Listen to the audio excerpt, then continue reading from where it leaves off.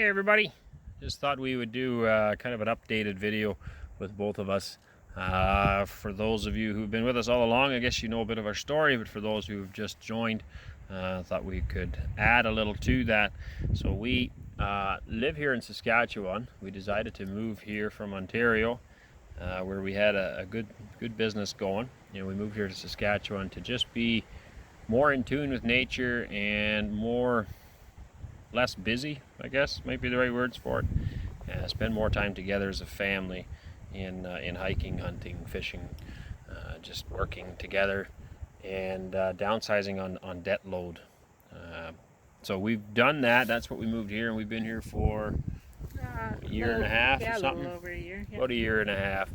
But there's just been several factors, I guess, that kind of led us to decide that this is not going to be the right place after all.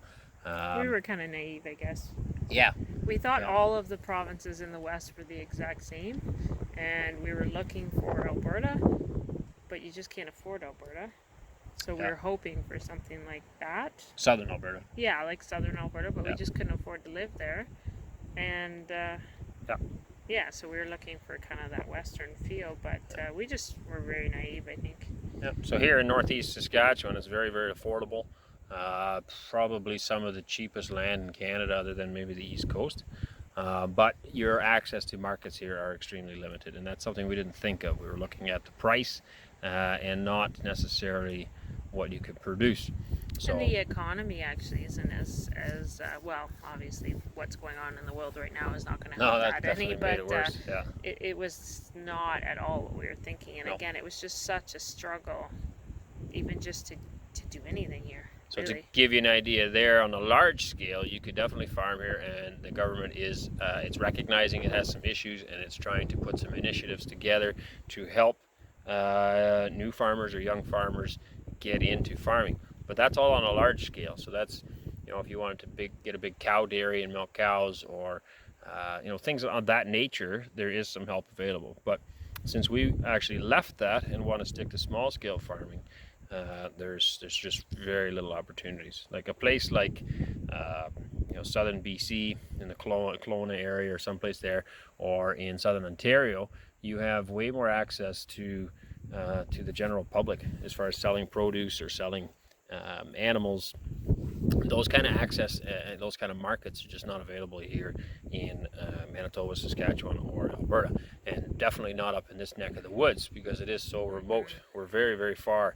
Like, there would be people close to Saskatoon, which is 3 hours from here, that would have more luck selling stuff because of the access to people. Whereas here, I don't know, what's our local town have? 4,000 maybe? Yeah, not even. Not even that? But not even that, just different culture too. Like you think, I think when we moved here, it was like a completely different, bit of a culture shock. Different bit of it. Yeah, like we've moved a lot in our lives together, but this was the biggest culture shock. There's just a lot of different types of cultures here that don't actually, I don't know how do you explain it. No, I don't know how to explain it. I don't want to be rude, and they're lovely different people, but they're just, it's a different culture, so they would maybe do things differently than what we are used to. And when we moved into other areas, we kind of fit in a little bit better because, well, we were very similar to those cultures. People think differently here. Yeah, it's a different not necessarily culture. Bad. No, they just have their own thing in here, and that's fine for them and their community here, and that's great. But we just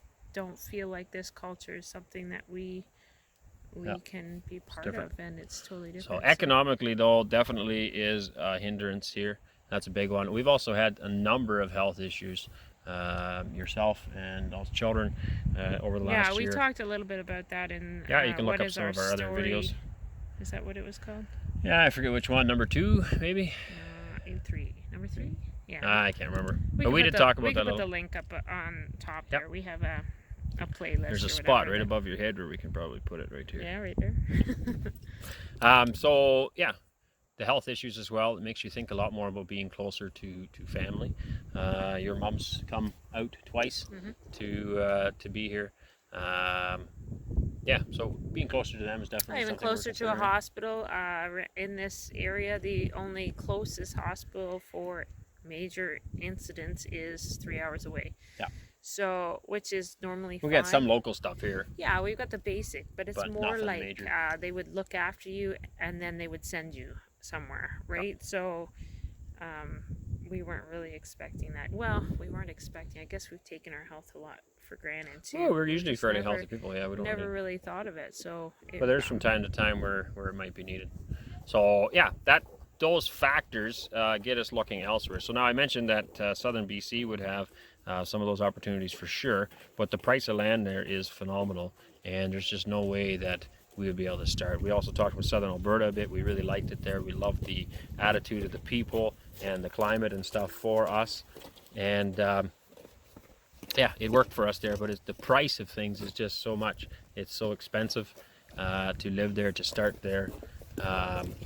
Yeah, you can't buy land there. It's too expensive. Well, you could, but it just really limits what you can do. Yeah, and you could buy land there. It's just a matter of what we are looking for and what we got rid of with the industrial size farming. It would force us to farm. It would force us to do that industrial scale again. It's like I've always said, it's like greed. Where do you stop? Where does it end? Where do you ever, you buy that tractor because you need it for that land, but then you grow a good crop, you have to buy more land, then you need more tractors, and you need bigger tractors, and you need, so where does it ever stop? We don't want that. More of a humble, back to the ground roots, back to the land type living. The homesteading, right? Yeah. So that brings, East Coast, there's some opportunities there, but again, the economy is not nearly as good. It basically brings us right back to where we began, which was up in Northern Ontario. We could not do Southern Ontario. It's way too busy and way too pricey. Yeah, we're not interested in that. But by moving to Northern Ontario, there is your access to your markets are there. You're not that far from where all the people are, and yet it still looks like it does here. You have lots of wild, rugged land that's still covered in trees, lots of water.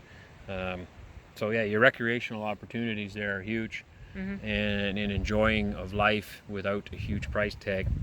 The growing season was a big thing here. It's a really short growing season, which where we were was a short growing season, but here is really short actually. This year in particular, it's really short. Like the snow is still quite deep on the ground, and we were not expecting that at all. A few freak snowstorms. Yeah, so the sunlight, we love it here with the sun. Every day is such a beautiful sunshiny day, so that's something that's gonna have to get used to, I guess, when we move. But it will be dark, and that's why we went back here.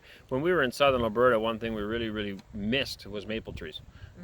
We grew up with them in southern Ontario, and they don't have them here in the west at all. So when we moved back, we didn't end up getting any maples, and we kind of forgot about our love for that, I guess. We came back to the west for the sunshine. If you notice, every day is pretty well blue skies, unless it's storming, which doesn't happen very often. And just getting awfully cold and windy here though. But we missed that, and we moved back here, and we still don't have the maple. So that's something we had on our list as well. And it might seem strange to people. Who cares? It's just a tree. But it's something we really enjoy, and also the opportunity to make a maple syrup out of that. Self-sufficient. Yep. We got some friends we know there that we've met recently. Well, online, I guess. They're another YouTube family over in New Brunswick, and they've been tapping their trees too, and it just brings joy. Something we really would like to get into. So yeah, and we have access to sell that there then as well. Honeybees is something. Years ago when we first got together, we looked into moving to Northern Ontario in the Cochrane area. That's always been on our radar. It is farther, more remote, probably not so bad as here, but farther from markets definitely, and farther again from your folks and stuff.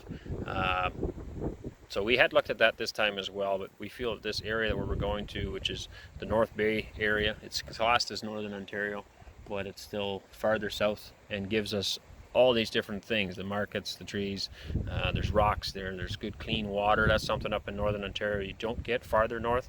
The water is it's a lot dirtier because there's not so much rock in the ground. Like it's still good enough to drink, but it's still just cloudy and not but like your rivers and stuff there's a lot of sediment in it, just because of the soil. Now we are not definitely set on this area. We are open to other areas, but this is where we want to start, and then we'll branch out from there, right? Having friends there helps. There's really good friends that we've met that are there. That's where our animals and stuff are now, and our tractors. But yeah, that's where the circle will start. Yeah, that's what we're not set on there. If we can't find something there, then we plan on looking elsewhere. But that's where our journey is going to start, with looking anyway. And we hope we can find something there. That's we've always, when we used to travel down to visit family and friends in the south, that's where we would always say, "Oh, wouldn't it be? Here. Yeah, wouldn't it be nice if we." We didn't have to drive any farther. And then when we went down, we would always say, "Oh, does this not remind you of like the just outside of the mountains? You know, like the foothills in Alberta. Does that not remind you of remember that scenic?" Yeah. So that's what we would always say when we drove through those areas. So we decided to start our search there because of that, and we are very much wanting to lean on God's plan for us and His leading. So that's where we feel at this point everything's been working and falling into place, and we really feel that that's going to be the right place. But having said that, we may get there and he may have something else in store, so we want to be open to that. Okay, but I want to touch on a little bit of God's leading and God's grace here, is that we didn't even list this place to sell it. Right? We've had 3 or 4 people interested in it, and we sold it to the neighbor for our asking price. We didn't even have to come down in price. We haven't been able to sell anything since we lived here. Nothing. Like, nothing. It's been so discouraging. We haven't been able to sell animals, any extra stuff. We had farm equipment for sale too. Nothing moved. Nothing moved. Nothing. So when we listed, or once we sold the farm, that was great. I put a bunch of stuff on Kijiji. Every last thing that I put on, except for one cot, is sold. Everything. Smaller stuff, yeah. We have some but all the household stuff I put on, all sold. Yeah. I even had some of that stuff listed before we decided to move back, and it wouldn't sell. Yeah. But I listed it, and every last piece of thing, except for one piece, sold. Everything. The farm equipment, everything that he purchased here on this property, sold. It's all the stuff that we've bought, that we brought here to this province, that we took back.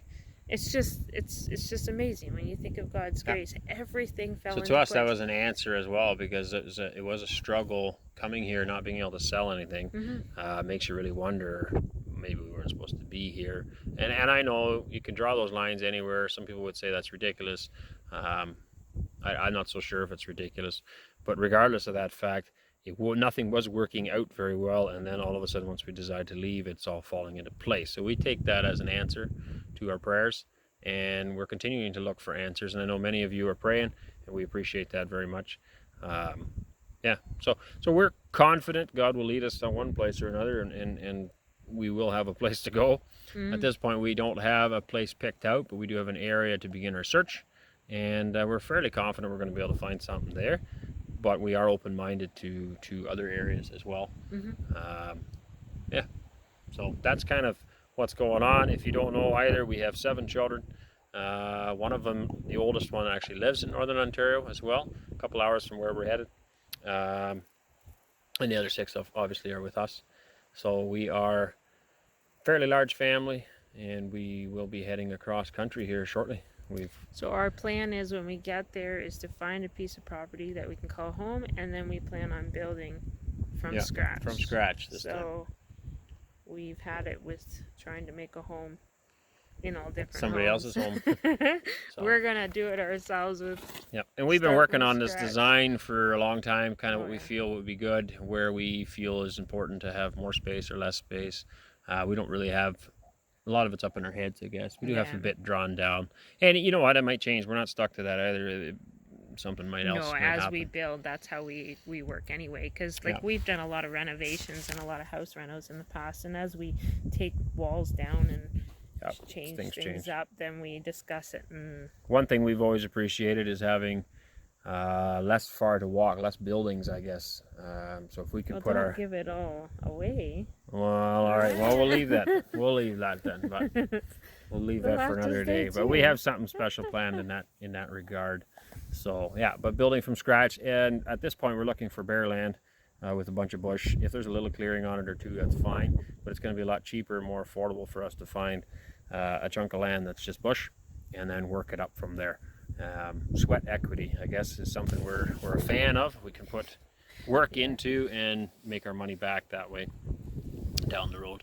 So we will have to build fences. We will have to build places for our animals, our equipment, us. Start from scratch. Start from scratch. And we're planning on being off-grid this time, not tied to the hydro system at all. So what exactly that entails, I don't know yet. Whether we're going to have coal lanterns or something, I don't know. We're going to figure that out as we go. We do have some so plans, our definition of being off-grid would just be not stuck to the power company, right? Being a slave to we will still have internet. We could very well have a solar system. How big that's going to, well, we will have a solar system, but how big that's going to be, we haven't quite determined yet. Our deep freezers are going to need some solar power. Yeah. But for the rest, we can do without a lot. Planning on cooking on wood, on a wood-fired stove is the plan. Yeah. We'll see and heating with wood, which we've done in the past. Yep. So yeah, gives you some idea, some insight into where we're heading and what we're planning on doing. And we appreciate you joining us on that journey. So that's it for now. Stay tuned, and we will talk to you later. Bye-bye.